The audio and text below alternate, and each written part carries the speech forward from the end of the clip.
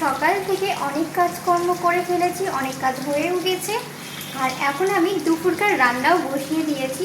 তো চলো তোমাদেরকে আজকে আমি শেয়ার করি যে দুপুরে আজকে কী রান্না করছি।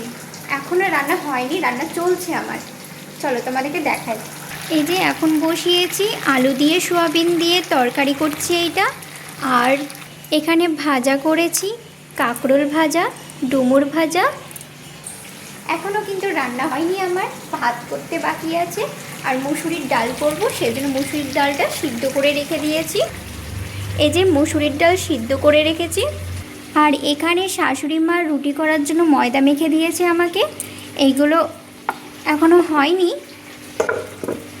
যেহেতু তরকারি করছি আলু সোয়াবিনের, এটা নামিয়ে তারপরে গ্যাসটা মুছে, যেহেতু পেঁয়াজ দিয়ে করছি, ওভেনটা মুছে নেব, তারপরে রুটিটা করব, তারপর লাস্টে ভাতটা করব। ও সরি, ডালও তো করতে হবে। ডালটা করে তারপরে গ্যাসটা মুছে নেব, মুছে নিয়ে তারপরে রুটি করব, তারপরে লাস্টে ভাত বসাবো। তো আমার তো রান্নাবান্না চলছে, এখন বাজে 11টা বাজতে 10 মিনিট বাকি। আর তোমরা কে কী করছো এখন আমাকে কমেন্ট করে জানিও। তো বাই।